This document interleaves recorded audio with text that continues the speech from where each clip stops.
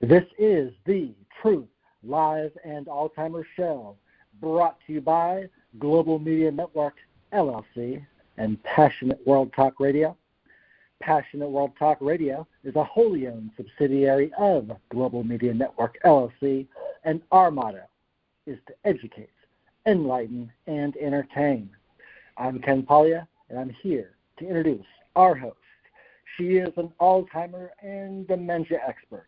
She is a best-selling author, and she is a world-renowned public speaker. She is Lisa Skinner, and we have a fantastic episode planned for you today. Today's show is dedicated to all you caregivers out there. We want to acknowledge what a difficult job caregiving can be, especially for those of you taking care of loved ones with Alzheimer's and dementia.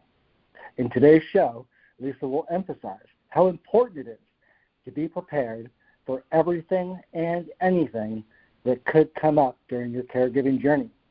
And Lisa will give some examples and solutions to some of those unexpected situations.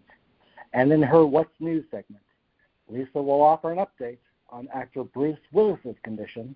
As many of our listeners know, Mr. Willis is suffering from frontotemporal lobe dementia, and his partner recently gave an update to media. So I am looking forward to hearing more about that.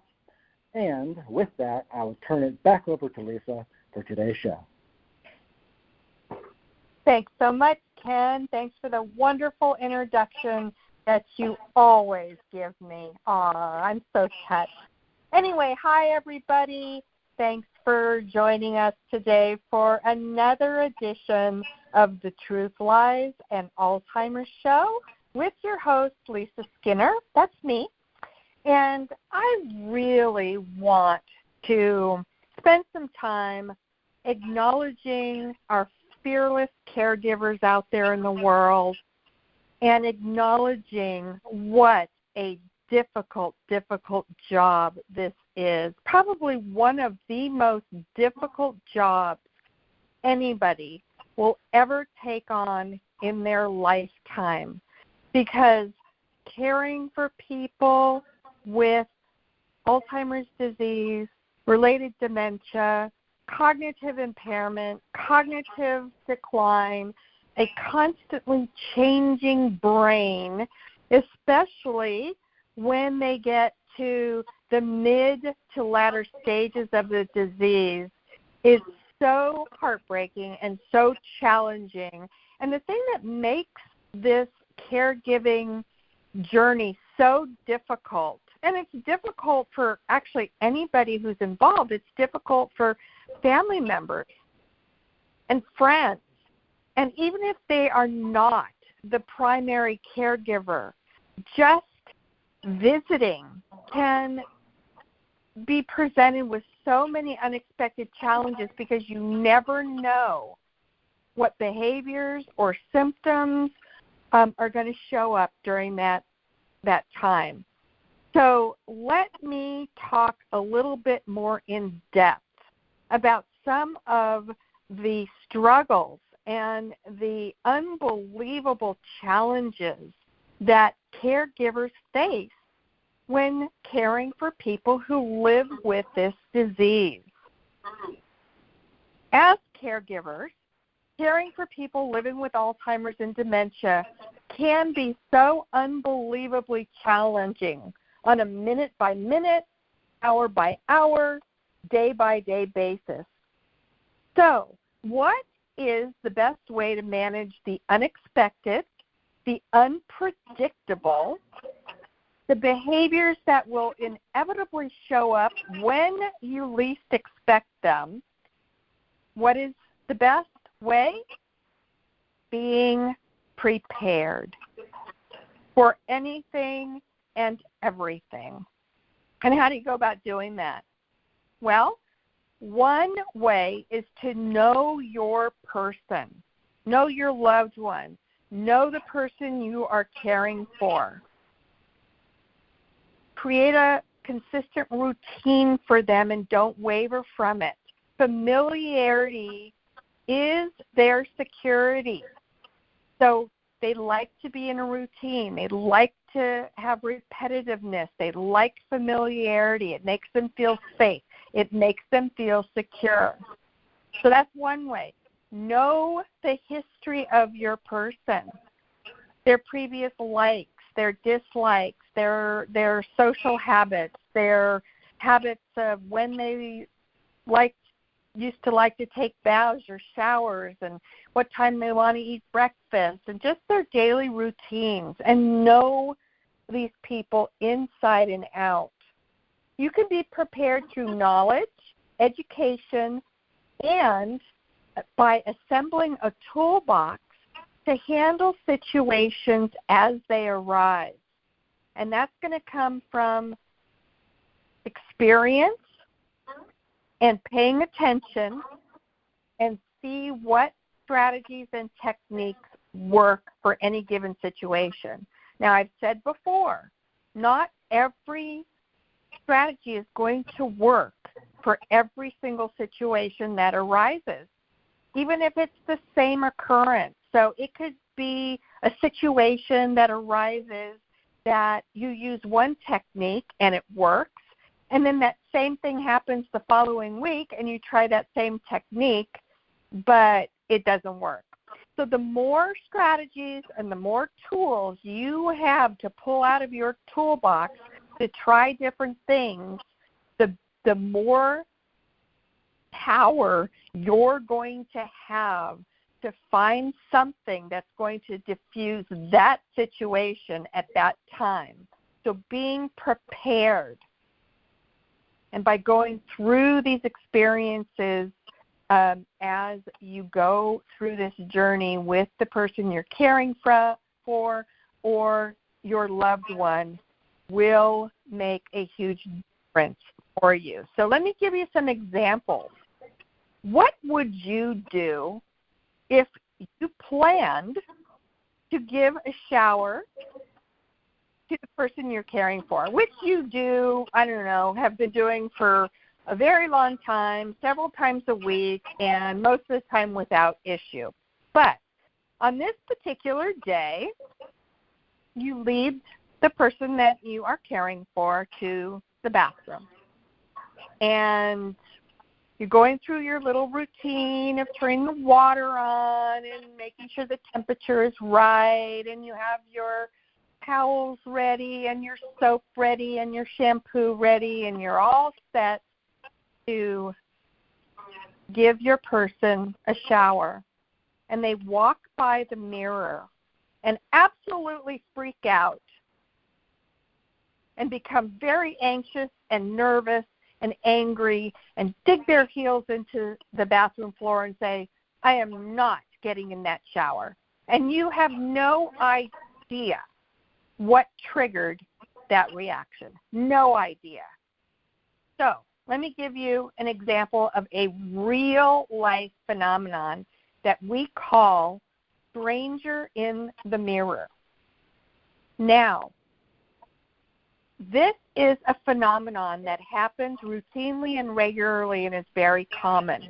When a person living with Alzheimer's disease and related dementia sometimes looks at their own reflection in a mirror, they see that reflection as being a younger version of themselves because their mind has gone back to an earlier period of their life.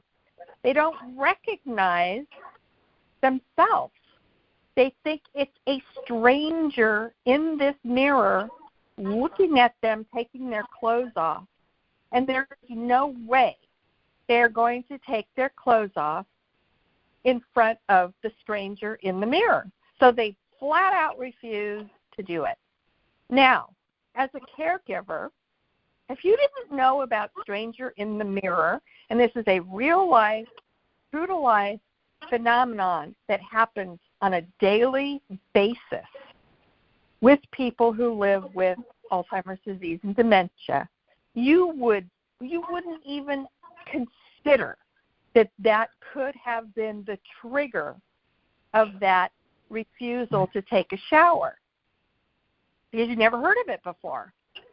I mean, you would never in a million years think that a person living with dementia would look in the mirror and not recognize their own reflection, see a younger version of themselves, and think it's a total stranger invading their space when they're just about ready to take their clothes off and get into a shower naked. So what do? My advice to you is to start all over again. Lead the person, your loved one, or the person you care for back out of the bathroom and get them busy doing something else while you go back into the bathroom and cover that mirror up with a sheet or a towel. So when you bring that person back into the bathroom, there's no mirror for them to look in. So they just walk right by the mirror that's covered by the sheet or the towel without incident, and you successfully move forward with the shower. So my point here is you learn these things through education and knowledge.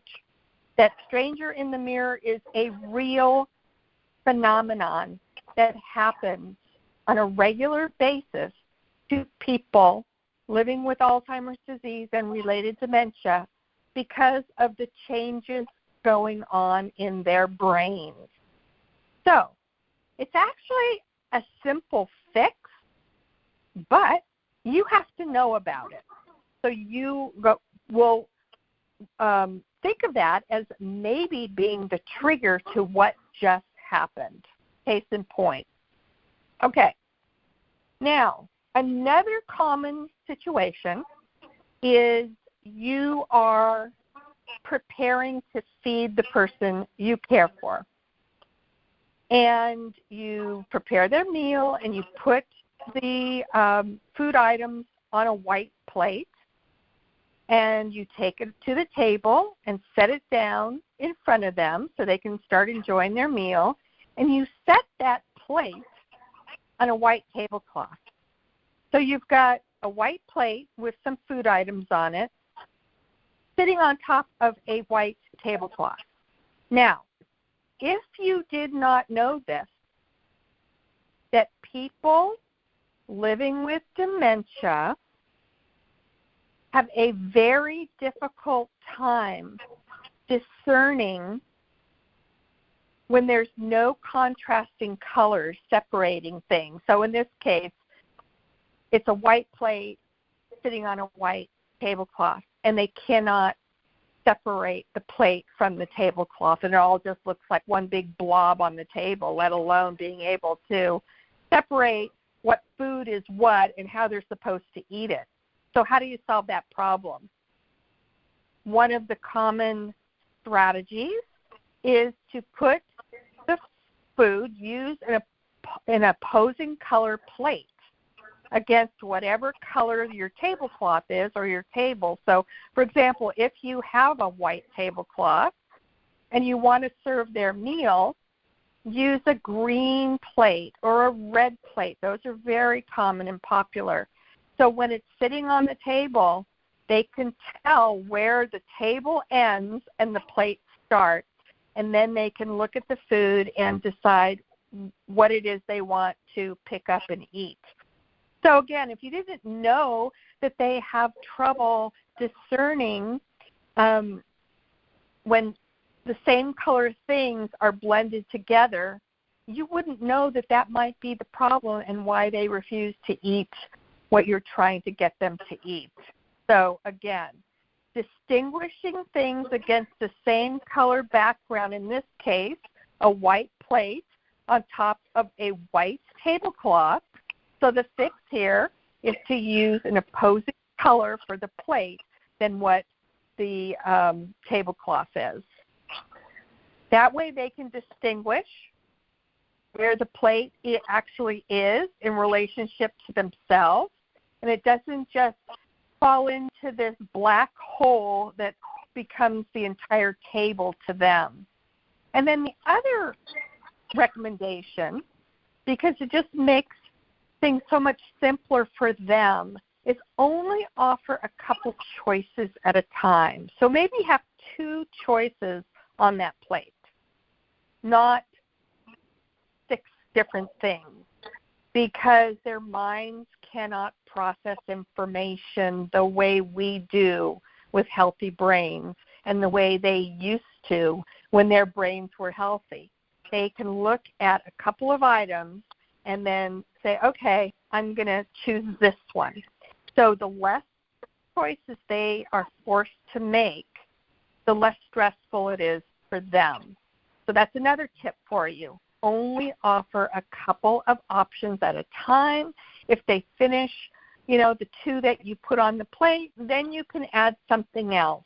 And that makes mealtime so much less stressful and frustrating for them because they just don't process. They do not have the capability of processing information the way they did when they were healthy. Here's another situation for you to ponder. So what would you do if, let's say you live with your mother, and your mother has been suffering from Alzheimer's and dementia for several years. And for the last 50 years, every day at 6 a.m., she took her dog out for a walk. The same road, the same path, the same routine. So you didn't really think too much about it because she's been doing it routinely for years. And she continues to do it even though she's been diagnosed with Alzheimer's disease, and you're there as her caretaker and supervisor to make sure that she's always safe. But she loves her daily walks. She's been doing it for a long time. So this one particular day, she takes the dog out just like she has for so many other mornings. And the dog comes running back home, dragging its leash, but no mom. And you absolutely panic. What has happened to my mother? Why did she not return with the dog? And why did the dog come running back? So you are just in an absolute panic.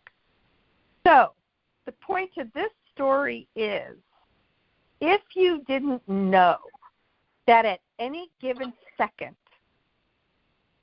their short-term memory switch could shut off like a switch to a light bulb, you might not consider that they seemed perfectly fine when they left to go for their walk, and somewhere in the process of the walk, that switch to their short-term memory flipped off, and they simply could not recall who they were, where they lived, or how to get back home, and are completely lost. So Mom is out there somewhere trying to figure out which direction she is supposed to go in, but she can't remember who she is. She can't remember her name. She doesn't recognize the neighborhood or the road she's standing on or the direction that she needs to go to get back to her home. It's all just a confusing fog because that short-term memory switch just out of nowhere flipped off. So now she is pulling her memories from her long-term memory banks because those stay intact for the duration of the illness. So what can you do? There are several things that are available for this exact situation. And oh, by the way, this happened to my mother-in-law. This exact story that I just recited to you happened to my mother-in-law. This is a true story that happened when my sister-in-law was taking care of my mother-in-law, and she took the dog out for a walk just like she had been doing for 60 years. That short-term memory switch flipped off. She could not remember who she was. Fortunately, in our situation, a neighbor saw her. Of course, had known her for decades and went running up to her and said, Marianne, it's Dolores. Don't you know who I am? And she didn't have a clue who she was or where she was. So anyway, the neighbor called my sister-in-law, and the story ended without incident. But my sister-in-law never, ever again let her take the dog out for a walk after that happened, because she didn't know about the short-term memory switch could just flip off at any time of the day or night without notice, and that person just absolutely would not know who they were, where they were, and this happens all the time. You hear about it in the news. Man with Alzheimer's disease is lost. How could that happen? Because this short-term memory switch flips on and flips off. And it does that a lot, starting in the middle stage of the disease all the way through the end. By the end of the disease, they basically have no short-term memory left whatsoever. It's a long process, though. So these are some of the tools that are available. You can buy a GPS tracker and have them wear it on their person. So if this did happen to happen to you or the person you cared for or your loved one, you can track their location using a GPS tracker. There's a safely return program that is available in pretty much all communities. You can register the person that you care for or your loved one and have them registered. And if this happens, you call the police, and they have all of the pertinent information already registered and can go out searching. You can go out and look for them because, again, this is a routine that they've been doing for a long, long time, and this one time they just were in the middle of the routine, and all of a sudden their short-term memory short-circuited, and they couldn't remember anything. And so maybe you know the routine they took, the path they took, and just retrace the steps. And then the other thing you can do is check with the neighbors. This neighbor happened to recognize my mother-in-law. She looked very confused. She was kind of turning around, trying to figure out what direction she was supposed to go in, had no idea. And the neighbor was looking out the window and saw this whole scenario and knew what to do and knew who she was. This happens frequently. So I'm just warning you, be prepared for it and expect it to happen on any given minute of any given day, because it happens frequently. It also happened to my grandmother, and her story is she was living alone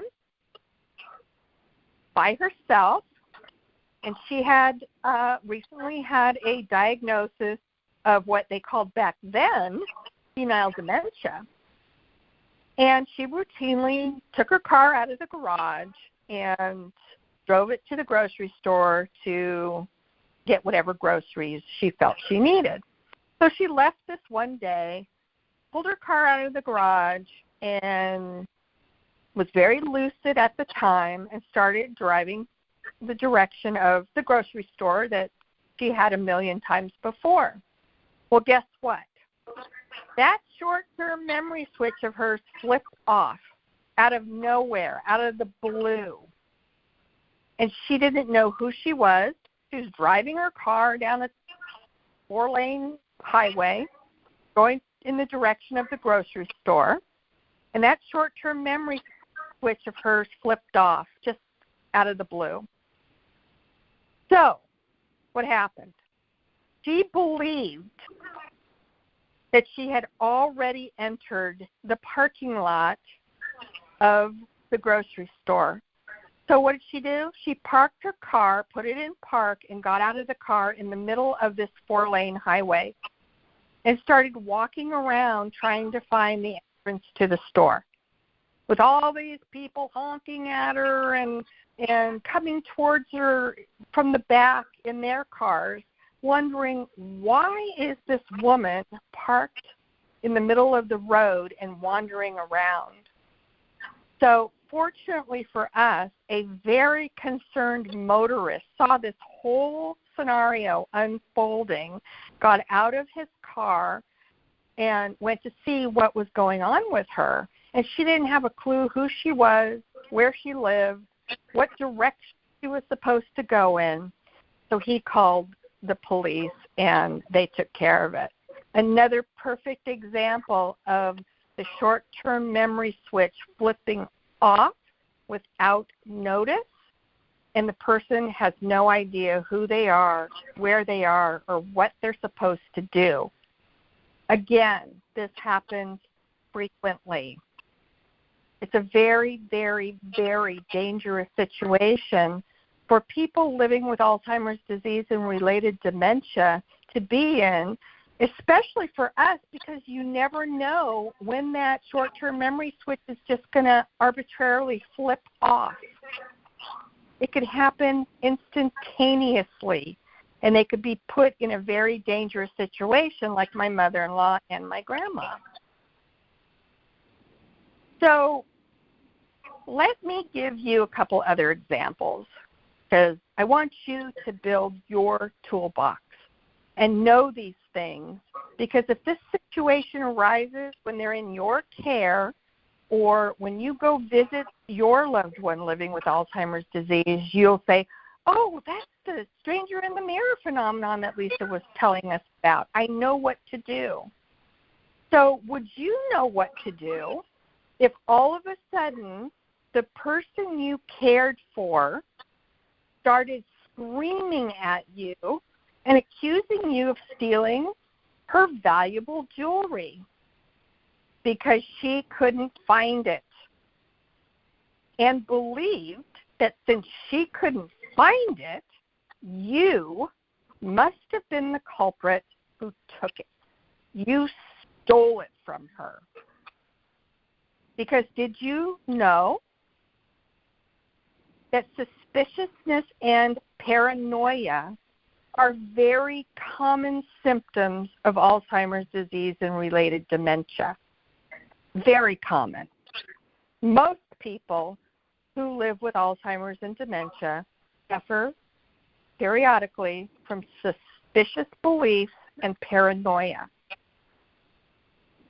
The likely scenario is that she put the jewelry somewhere for safekeeping, forgot where she put it, subsequently went to find it, could not, so jumped to the conclusion that you, her caregiver, or you, her daughter, just robbed her. That's the only reasonable explanation that makes any sense to her.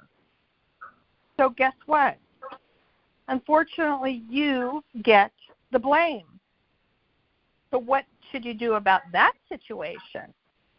First thing you want to do is assure that person that you are going to help her find her jewelry. You know how important it is to her, and that you are going to do everything in your power to try to recover it for her. So reassurance is very vital to this situation. That you are certain that it's somewhere in the house and that she is safe. Then you want to start looking for it and letting her see that you are looking everywhere you can possibly think of to find the missing jewelry. This is where it would be most helpful if you had ideas as to where she liked to hide things when she's lucid and thinking clearly. So when she's in a forgetful episode like this, you could check those places and see if maybe one of those is where she stashed her jewelry. And keep in mind, this is very, very important. She absolutely 100% believes in her mind that you took the valuables, and nothing you say or do will convince her otherwise. So the best approach here is to go along with that delusion, keeping calm, continuing to reassure her that you will help her find the jewelry, and then follow through with that. If you can't find the jewelry in a reasonable period of time and she's continuing to accuse you and getting more and more agitated and more upset, then you can try telling her, well, I think now it's time for me to call the police and have them come over to investigate. And while you're waiting for them, suggest to her that you go, and she can help you start getting her supper ready. So you want to redirect her, get her mind thinking about something else. Of course, there's no police coming because you never did call them, but the objective here is that, number one, hopefully she'll forget about the jewelry incident. It'll just completely, flush out of her mind. And move her into something else, like a new activity. Ask her for your help, that while you're waiting for the police to arrive, you're going to start her dinner, and you could really use her help. So will she come into the kitchen with you and help while you prepare her supper?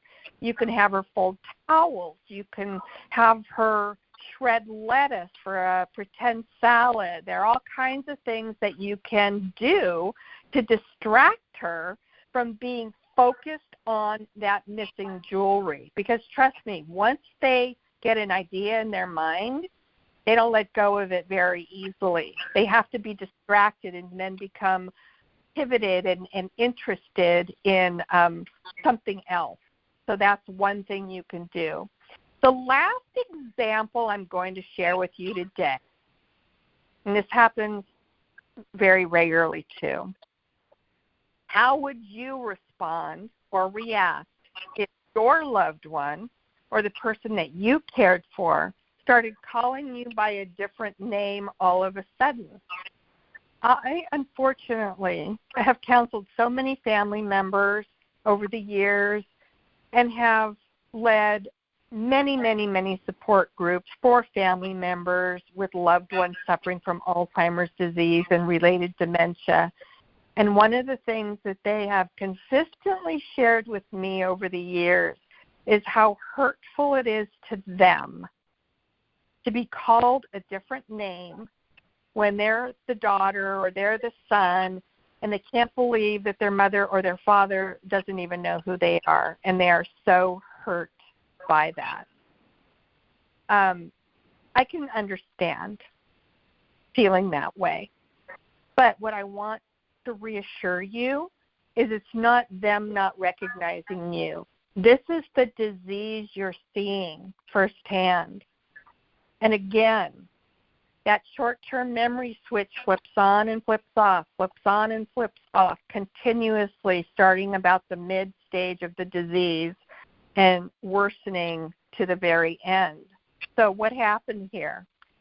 While you were visiting or caring for the person that you care for, once again, that short-term switch flipped off. And what happens when that happens? They pull from their long-term memories, because long-term memories stay with them throughout the disease. So let me kind of paint a scenario here for you. So the short-term memory switch flips off. And all of a sudden, they're looking at you, and they start calling you a name that you don't even recognize. You never even heard of this person. It's a completely foreign person. But why are they calling you that name? Because they have no short-term memory for that moment, for that period of time until it comes back. They're pulling from their past memories, and you don't know what the timeline is of the past memories that they're pulling from. You don't know where they landed, in other words. So perhaps they're calling you a name that they associate with that time period that they have regressed back to. Maybe you're a friend, maybe you're a brother, maybe you're a sister. And think of it this way. You could not possibly be an adult child of hers, because in her mind, if she's only 15 or 16 years old, she hasn't even gotten married yet, let alone had a child that grew up into an adult. It hasn't happened in her mind yet. So she knows that she knows you somehow, some way, that you are connected to her life and you fit into the puzzle of her life somewhere. She can't quite pinpoint it, but you remind her of her best friend, Deborah. And that's why she's calling you Deborah. Because in her mind, an adult daughter of 40 or 50 years old doesn't even exist yet if she thinks in her mind she's only 15 or 16 years old. So if you didn't know about the short-term memory switch flipping on and off throughout the duration of the disease, you wouldn't even consider that is why your own mother is not calling you by your right name and why she doesn't recognize you.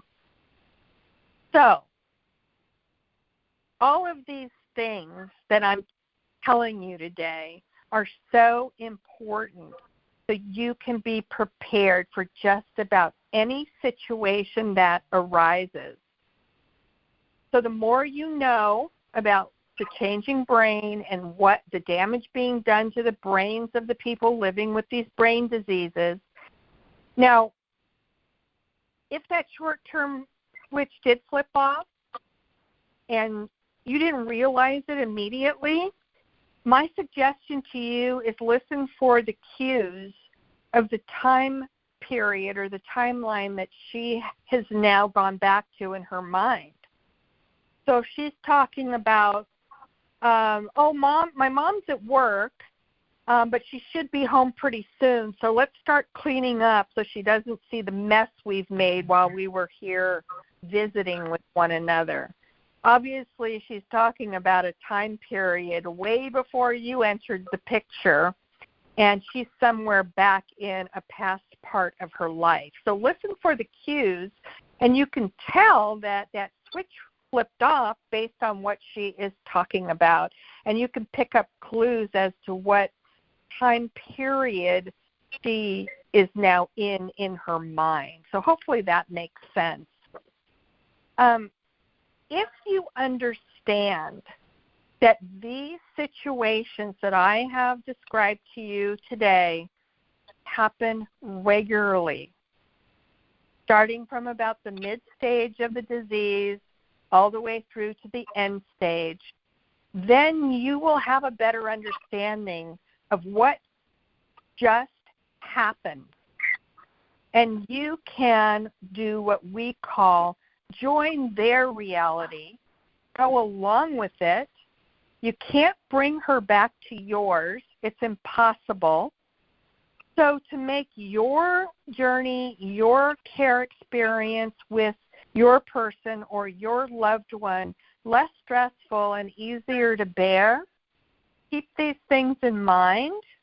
And when that short-term memory switch flips back to on, trust me, she will once again remember who you are. And it'll all be forgotten. But next time that happens, you'll know, that flip just switched off, and now she's back as a child living at her parents' house and wondering where her mommy is. And when she starts talking about these things, you'll know exactly where she has regressed back to. So listen for those cues. I want to talk to you now about Bruce Willis. This is my What's News segment for the show. I happened to see on a newscast a couple days ago his wife being interviewed by a reporter, and she was giving an update on his condition. Her name's Emma Hemming Willis. She's the wife of actor Bruce Willis, and she provided an emotional update about her husband's struggle with frontotemporal lobe dementia. This was on the Today Show on September 25th during the kickoff of World Frontotemporal Dementia Awareness Week. Now, as most of you know, Bruce Willis was diagnosed with this form of dementia last February. And she says the journey since then has not only been unbelievably difficult for him, but also for the entire Willis family. Every single one of them has been impacted in some way by his disease. In the interview, she said, labeled dementia, she calls it a family disease. She emphasized the significant impact the diagnosis has had on the family as a whole, pointing out that it's not just the person diagnosed who suffers, and understanding the specifics of his condition has been both enlightening and challenging for them. While it offered insights into what was happening with Bruce, it brought no respite from the emotional toll that it's having on them. She expressed the uncertainty surrounding whether Bruce is fully aware of his diagnosis. The nature of frontotemporal lobe dementia affects self-insight, making it challenging to discern if the individual is cognizant of their condition. And I have mentioned once before that about 50% of people who live with Alzheimer's disease, now this is a different brain disease, are aware that they have it, and about 50% are not. Beyond the interview, Emma has been open about her experience on social media platforms. In an Instagram video, she delved into the day-to-day challenges and the effort to find moments of happiness amidst adversity. She's probably encountered a lot of the scenarios we talked about today. And while her social media profiles might paint a rosy picture, the reality is an everyday battle for normalcy for herself and their 2 children. The challenges of caregiving extend to all aspects of family life.